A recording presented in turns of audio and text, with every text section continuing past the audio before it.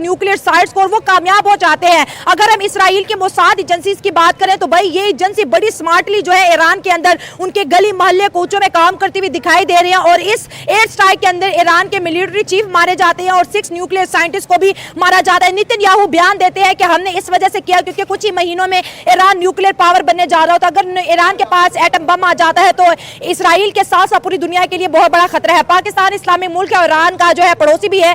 India जो है पाकिस्तान का पड़ोसी है और नेतन्याहू का बेस्ट फ्रेंड है। तो ये पॉलिटिकली अगर देखा जाए तो इस खित्ते के अंदर किस तरह वॉर जैसी सूरत हाल हमें बनती हुई नजर आ रही है। अवाम की तरफ बढ़ते हैं और जानते हैं उनका जबरदस्त रिएक्शन। सबसे कैसे इजराइल ने एक अपना बड़े लेवल का स्पाइडर वेब जो यूक्रेन ने किया, दुनिया भर में हाहाकार हो रहा था, उससे कई गुना बड़ा स्पाइडर वेब वो ईरान में बना के रखा था। दोस्तों मोसाद ने सीक्रेट ड्रोन बेस बना रखा था ईरान के अंदर और उसने ईरान के जितने भी बैलिस्टिक मिसाइल्स थे, सरफेस टू सरफेस मिसाइल्स थे, उन सभी के लॉन्चर्स को चुन चुन के मारा है। दोस्तों जिस प्रकार के हमले हुए हैं, साइंटिस्ट का घर है, आपके साथ हम कुछ तस्वीरें भी देखेंगे, जैसे दीवार खोखली करके अंदर में साइंटिस्ट को मारा है। दोस्तों अनबिलीवेबल, अनबिलीवेबल। देखिए ऐसे हमले हमने भी ऑपरेशन सिंदूर में किए हैं, लेकिन जो नैरेटिव पर कंट्रोल है ये दोस्तों देखने लायक बात है। इसके सिवा दोस्तों यहाँ पे ईरान का जो IRGC का एरोस्पेस फोर्स है, सिंपल शब्दों में जिसे हम रॉकेट फोर्स कहेंगे, जो ईरान के पूरे मिसाइल से लेके हर चीज का कंट्रोल रखता है, सबका सफाया कर दिया है। ठीक है, वैसे ही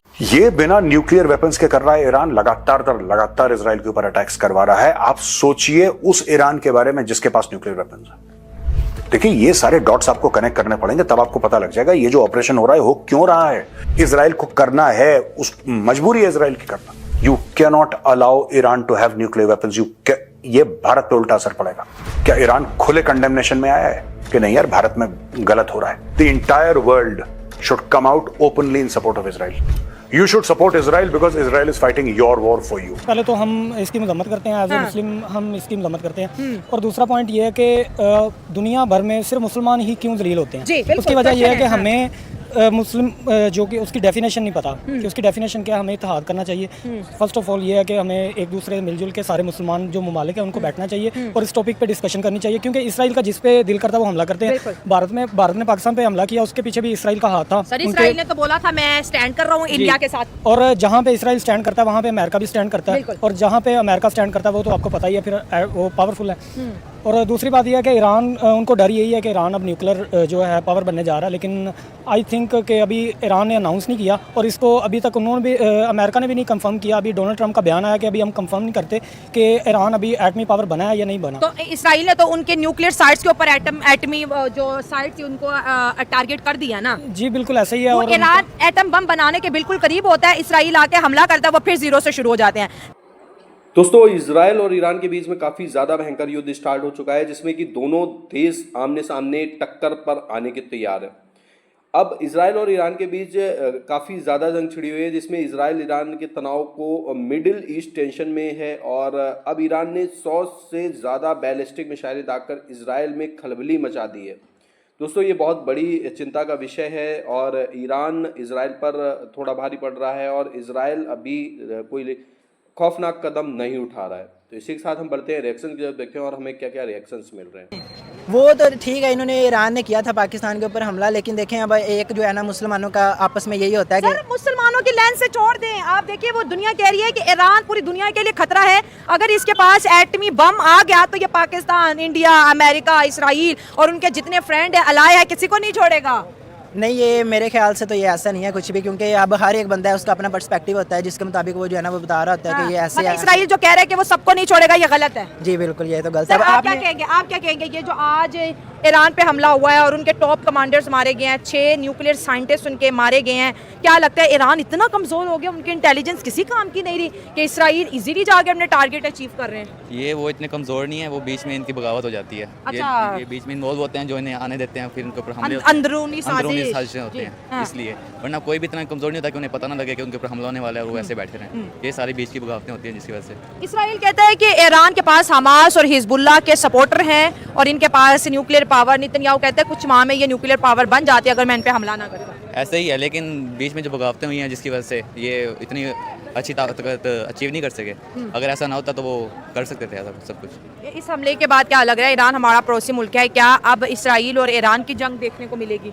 हो सकता है विद द टाइम हम देख भी सकते हैं कि इसराइल 100% किल रेट इस कम रेट पे, इस कम कॉस्ट पे हम अचीव कर रहे थे। यहां जरा आप देखिए दोस्तों, यहां पे ईरान ने जो सबसे महंगा ड्रोन चलाया है वो शाहिद ड्रोन है, बाकी ड्रोन उससे भी सस्ते हैं दोस्तों। $50,000 कीमत है शाहिद ड्रोन की। जब ईरान उसे स्वयं बनाता है, एक्सपोर्ट करता है रशिया वगैरह को, तो $1,00,000 करीब उस कीमत पे पहुंच जाती है। अदरवाइज $50,000 का वो ड्रोन है दोस्तों। उसको जब आप जेट से गिरा रहे हैं, 16 से गिरा रहे हैं, तो आप यदि ये AIM-120 मिसाइल का इस्तेमाल कर रहे हैं दोस्तों, एक मिसाइल की कीमत $2 से $3 मिलियन है। आप $50,000 के ड्रोन को गिराने के लिए $2 से $3 मिलियन की मिसाइल चला रहे हैं। आपको दोस्तों कितना ज्यादा ये ब्लीड करेगा आप सोचिए। मान लेते हैं आप ये यूज नहीं करते हैं, आप शॉर्ट डिस्टेंस के AIM-9 जो कि विद इन विजुअल रेंज वगैरह में काम करता है उसका भी इस्तेमाल करते हैं, तो वो भी दोस्तों $5,00,000 उसकी कीमत है, तो 10 टाइम्स मोर एक्सपेंसिव हो जाता है। तो ये कहीं ना कहीं आपको देखना पड़ेगा जो अंतर है। बाकी आयरन डोम में दोस्तों वो भी ऐसे ही बहुत महंगा है, ड्रोन्स को भी इंटरसेप्ट करने के लिए उतना कॉस्ट इफेक्टिव मेजर वो नहीं है। दूसरा दोस्तों यहां पे देखते हैं IRGC के एयरफोर्स ब्रास वाली क्या कहानी है दोस्तों। जो डिफेंस मिनिस्टर है इजराइल के, उन्होंने कहा कि देखिए इस्लामिक रिवॉल्यूशनरी गार्ड्स कोर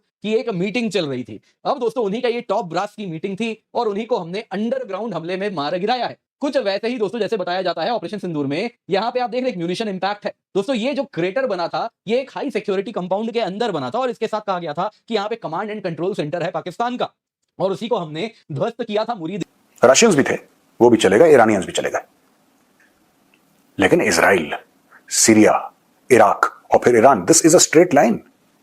ये भाई एक सीधी लकीर है। कोई भी कभी भी जियोपॉलिटिक्स में कोई भी डाउट हो दोस्तों, मैं आपसे ये रिक्वेस्ट करूंगा, आप मैप देखिए।